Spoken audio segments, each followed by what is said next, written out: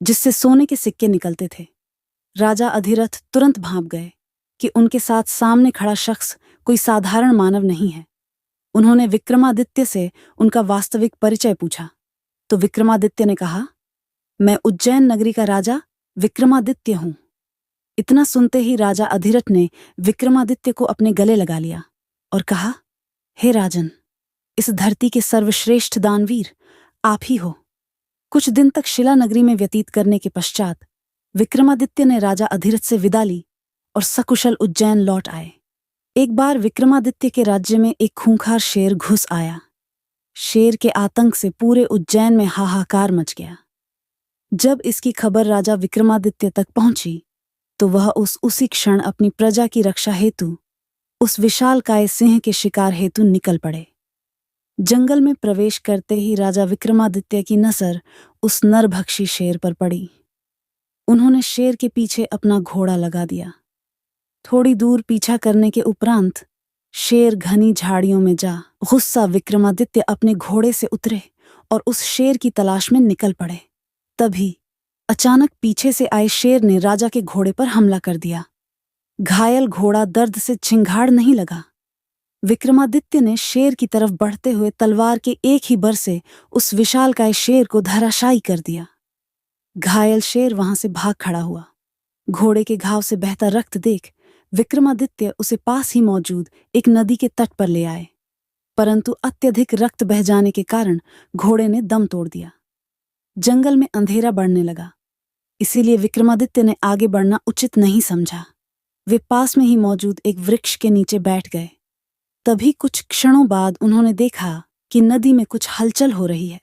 नदी में तैरता हुआ एक शव आ रहा है और उस शव को एक तांत्रिक और एक बेताल ने पकड़ा हुआ है। दोनों आपस में झगड़ रहे हैं। वे दोनों झगड़ते झगड़ते किनारे आ पहुंचे।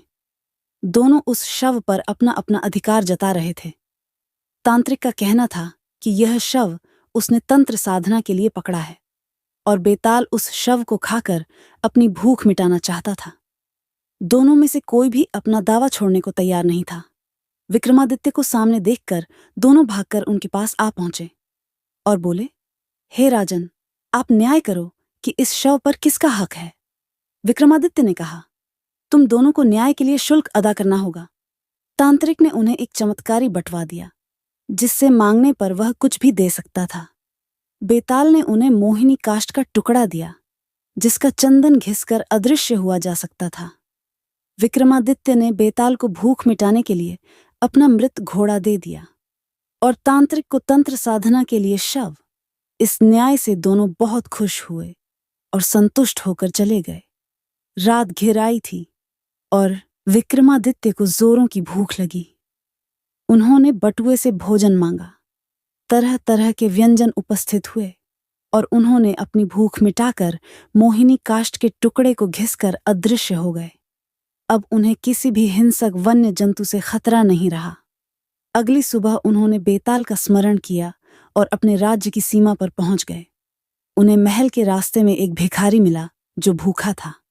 विक्रमादित्य ने बिना कुछ सोचे तुरंत वह चमत्कारी बटुआ उसे दे दिया ताकि जिंदगी भर उसे भोजन की कमी न हो। अपने ही सर को काटकर विक्रमादित्य ने क्यों फेंक दिया? और फिर क्या हुआ? एक बार विक्रमादित्य अपने राज्य के भ्रमण पर निकले थे कि तभी उन्हें एक झोपड़ी से कुछ आवाज सुनाई दी। जब उन्होंने ध्यान लगाकर सुना तो एक औरत अपने पति को राजा से सब साफ साफ बताने को कह रही थी और उसका पति कह रहा था कि अपने स्वार्थ के लिए वह महान राजा के प्राण संकट में नहीं डाल सकता। विक्रमादित्य समझ गए कि उनकी समस्या से उनका कुछ संबंध है। उन्होंने द्वार खटखटाया तो एक ब्राह्मण दंपति ने दरवाजा खोला। विक्रमादित्य को अपने सामने खड़ा देख वे थरथर कांपने लगे। विक्रमादित्य ने निर्भय होकर उन्हें सब कुछ स्पष्ट बताने को कहा तो ब्राह्मण ने कहा, महाराज, शादी के 12 साल बाद भी हम निसंतान हैं। इन 12 सालों में संतान के लिए उन्होंने काफी यत्न किए पर कुछ ना हुआ। कुछ दिन पहले मेरी पत्नी ने एक स्वप्न देखा। स्वप्न में एक देवी ने आकर बताया कि यहां से 30 कोस दूर पूर्व दिशा में एक घना जंगल है जहां कुछ साधु सन्यासी शिव की स्तुति कर रहे हैं। शिव को प्रसन्न करने हेतु वह हवन कुंड में अपने अंग काट कर डाल रहे हैं। देवी ने कहा था कि अगर राजा विक्रमादित्य उस हवन कुंड में अपने अंग काटकर फेंके तो शिव प्रसन्न होकर उनसे उनकी इच्छा के बारे में पूछेंगे, तो वे शिव से तुम्हारे लिए संतान की मांग कर सकते हैं। इतना सुनते ही विक्रमादित्य ने बेताल का आह्वान किया और हवन स्थल पर जा पहुंचे। वहां पर सचमुच साधु अंगों को काटकर अग्निकुंड में फेंक रहे थे। विक्रमादित्य भी उन्हीं की तरह अपने अंग काटकर अग्नि को अर्पित करने लगे।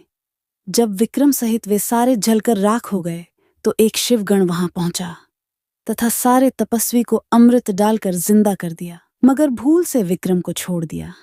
सारे तपस्वी जिंदा हुए तो उन्होंने राख हुए विक्रम को देखा। सभी तपस्वी ने मिलकर शिव की स्तुति की तथा उनसे विक्रम को जीवित करने की प्रार्थना करने लगे। भगवान शिव विक्रमादित्य के परोपकार तथा त्याग की भावना से काफी प्रसन्न हुए और उन्हें जीवित करके उनकी प्रार्थना स्वीकार कर ली। कुछ दिनों बाद ब्राह्मण दंपति को पुत्र प्राप्ति हुई। आगे की कहानी जानने के लिए इस वीडियो पर 500 कमेंट पूरे करें और ऐसे ही कहानी प्राप्त करने के लिए सब्सक्राइब करें।